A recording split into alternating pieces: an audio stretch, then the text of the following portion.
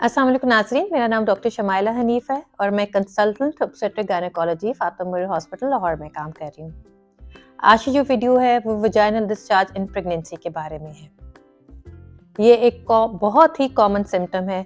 अक्सर ख़वातीन प्रेगनेंसी में अपने डॉक्टर को ये शिकायत करते रहते हैं कि उनको बहुत ज़्यादा वजाइनल डिस्चार्ज रहता है और जो प्रेगनेंसी 7, 8 और 9 मंथ तक बढ़ती रहती है तो उनकी ये वजाइनल डिस्चार्ज की अमाउंट भी बढ़ने लग जाती है। तो वो बहुत कंसर्न होती हैं कि ये जो वजाइनल डिस्चार्ज है, जिसको आम लोग लिकोरिया के तौर पे भी जानते हैं, क्या ये नॉर्मल है या ये किसी प्रॉब्लम की निशानदेही कर रही है। तो आज की वीडियो में हम बात करेंगे कि वजाइनल डिस्चार्ज जो प्रेगनेंसी में होता है वो किस सूरत में हम उसको एक नॉर्मल वजाइनल डिस्चार्ज के तौर पे लेते हैं और उसमें क्या चेंजेस या सिम्टम्स हों जिसमें हम उसको एक एबनॉर्मल वजाइनल डिस्चार्ज समझते हैं।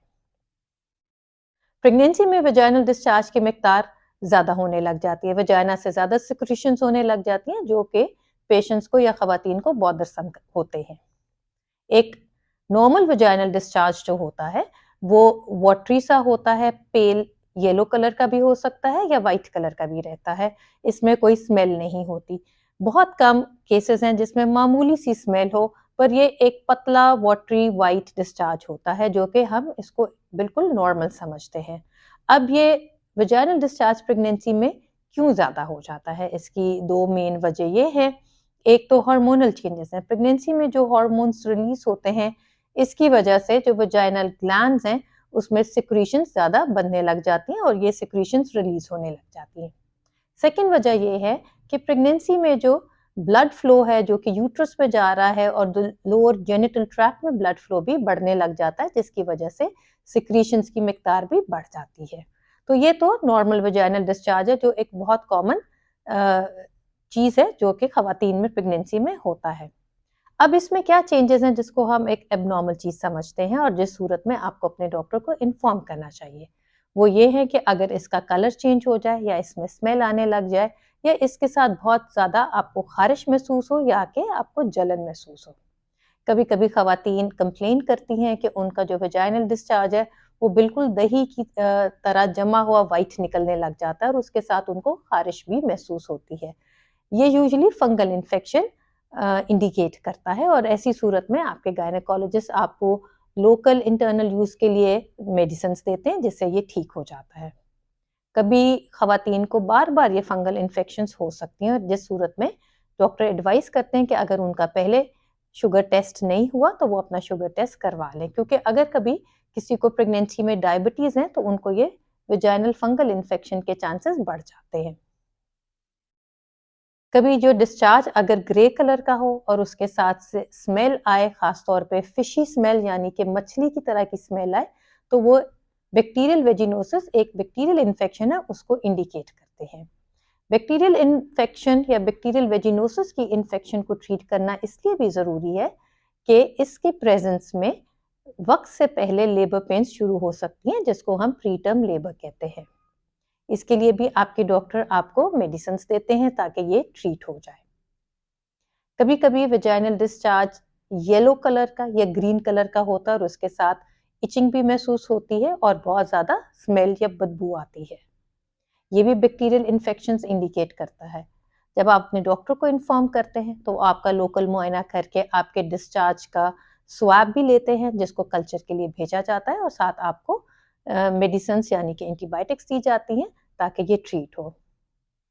वेजाइनल इन्फेक्शंस को ट्रीट करना इसलिए भी ज़रूरी है क्योंकि ये प्रेगनेंसी में प्रीटर्म लेबर कर सकता है और उसका इंसिडेंस भी बढ़ जाता है। वक्त से पहले अगर बच्चे की पैदाइश हो जाए तो उसमें बच्चे के लिए भी पेचीदगियाँ हो सकती हैं। तो अगर वेजाइनल इन्फेक्शन टाइमली ट्रीट हो जाए तो उसके साथ जो ये रिस्क है वो कम हो जाता है और आप पूरी टर्म में डिलीवर होने के चांसेस आपके बढ़ जाते हैं। कभी कभी वेजाइनल डिस्चार्ज ब्राउन कलर का भी हो सकता है।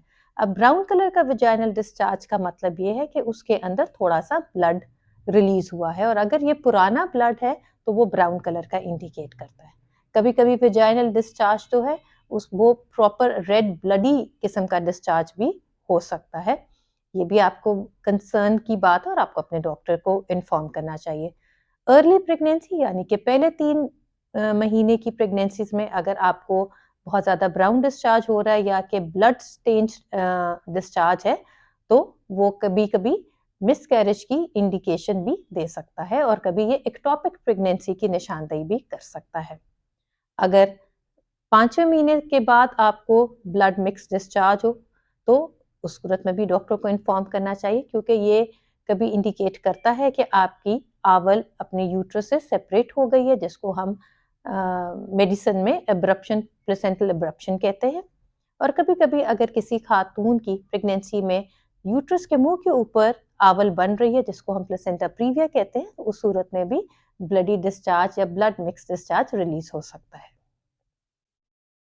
9 मंथ कंप्लीट होने में कभी कभी किसी को थोड़ा सा ब्लड टिंच्ड डिस्चार्ज भी होता है या पिंकिश डिस्चार्ज भी होता है, और इस सूरत में यूजुअली ये लेबर के जाने के अर्ली साइन सिम्टम्स भी होते हैं।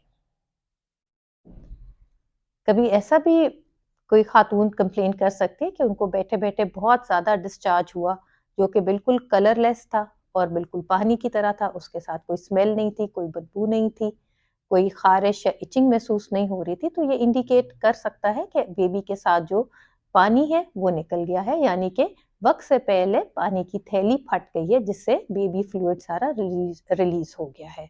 इस सूरत में भी आपको अपने डॉक्टर को इन्फॉर्म करना चाहिए, क्योंकि इसके बाद आपकी यूट्रस में इन्फेक्शन होने के चांसेस ज़्यादा हैं और आपकी वक्त से पहले डिलीवरी होने के भी चांसेस ज़्यादा होते हैं।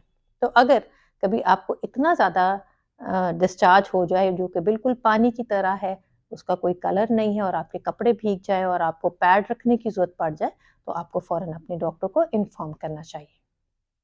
कभी कभी कुछ खवातीन को खांसते वक्त या हंसते वक्त या छींक के साथ थोड़ा सा उनका यूरिन निकल जाता है और कई दफ़ा वो कंफ्यूजन में रह जाती हैं कि क्या ये यूरिन था या कि उनका बेबी फ्लूइड रिलीज हो गया है। तो इस सूरत में ये बड़ा आराम से इन आप डिफ्रेंशिएट कर सकते हैं, क्योंकि अगर आपके कपड़े भीगे हैं तो जो यूरिन है उसकी एक टिपिकल स्मेल होती है जो कि पता चल जाती है, और यूरिन सारा वक्त रिलीज या लीक नहीं करता रहता। और जहाँ बेबी फ्लूइड की बात है या पानी की थैली फट गई है, तो उसकी कोई स्मेल नहीं होती और वो लगातार लीक या रिलीज होता रहता है। तो इस तरह आप डिफ्रेंशिएट कर सकते हैं। तो ये डिफरेंट एबनॉर्मल सिम्टम्स थे कि अगर वजाइनल डिस्चार्ज में ये सिम्टम्स आपको प्रेजेंट कर रहे हैं, यानी कि उसका कलर चेंज हो गया है या अमाउंट बदल गई है या उसमें स्मेल या इचिंग या बर्निंग सेंसेशन हो रही है, तो आपको अपने गायनेकोलॉजिस्ट को फ़ौरन इन्फॉर्म करना चाहिए ताकि वो टाइमली उसको असेस कर सके और ये डायग्नोज कर सकें ये किस वजह से है, ताकि आपकी टाइमली ट्रीटमेंट भी हो सके। अब हम बात करते हैं कि वजाइनल इन्फेक्शंस को क्या आपको घरेलू टिप्स अपनानी चाहिए जिससे आपके वजाइनल इन्फेक्शन के चांसेस कम हो जाए। जब भी आप वॉशरूम जाएं यूरिन के लिए या स्टूल पास करने के लिए, तो आपको अपने प्राइवेट पार्ट्स को प्लेन वाटर से साफ करना चाहिए। साफ करने के बाद आपको अपने प्राइवेट पार्ट्स को बिल्कुल सुखा देना चाहिए, जिससे आप एक टिश्यू पेपर इस्तेमाल कर सकते हैं और आप अपने प्राइवेट पार्ट्स को बिल्कुल ड्राई रखें। अगर आपके प्राइवेट पार्ट्स गीले रहते हैं तो या मॉइस्ट रहते हैं, तो उसमें इन्फेक्शंस होने के चांसेस बढ़ जाते हैं। जब भी आप टिश्यू पेपर का इस्तेमाल करें तो ये ध्यान रखें कि आपकी जो हैंड की मूवमेंट है वो आगे से पीछे होनी चाहिए और पीछे से आगे बिल्कुल नहीं होनी चाहिए, क्योंकि ऐसे करने से आपके जो एनल एरिया के बैक्टीरिया हैं, यानी कि पखाने की नाली में जो बैक्टीरिया हैं, वो आप खुद आगे की तरफ वजाइना या यूरिनरी सिस्टम की तरफ लेके आ सकते हैं, जिससे इन्फेक्शंस हो सकती हैं। जब आप कपड़े पहने तो आपके कॉटन बेस्ड कपड़े होने चाहिए, लूज क्लोथिंग्स होने चाहिए, आपको टाइट क्लोथिंग्स को अवॉइड करनी चाहिए और सिंथेटिक कपड़े अवॉइड करने चाहिए, टाइट लेगिंग्स, जीन्स ये सब अवॉइड करनी चाहिए, क्योंकि इससे भी जगह मॉइस्ट रहती है और उसमें इन्फेक्शन होने के चांसेस ज़्यादा होते हैं। कॉटन बेस्ड लूज क्लोथिंग से हवा का फ्लो गुजरता रहता है, जिससे आपके प्राइवेट पार्ट्स जो है वो ड्राई रहते हैं। साथ में ये भी रिकमेंड किया जाता है कि आपको वजाइनल डूशिंग बिल्कुल भी नहीं करनी चाहिए। कोई सेंटेड परफ्यूम्स प्राइवेट पार्ट्स पे बिल्कुल नहीं लगाने चाहिए। कभी ऐसा भी होता है कि कईयों को जब वजाइनल डिस्चार्ज प्रेगनेंसी में ज़्यादा हो रहा होता है, तो वो वजाइना में टैम्पून्स यूज़ कर लेते हैं उस वजाइनल डिस्चार्ज को एब्जॉर्ब करने के लिए। तो प्रेगनेंसी में टैम्पून्स का इस्तेमाल भी बिल्कुल मना किया गया है, क्योंकि इससे आपकी इन्फेक्शंस मज़ीद बढ़ सकती हैं। तो ये कुछ एहतियाती तदाबीर हैं जो कि आपको ध्यान रखनी चाहिए ताकि आपको वजाइनल इन्फेक्शन के चांसेस प्रेगनेंसी में कम रहे। अगर आपको ये वीडियो पसंद आई तो इसको लाइक करें, शेयर करें और सब्सक्राइब करें। खुश रहें, अपना बहुत सारा ख्याल रखें। अल्लाह हाफिज़।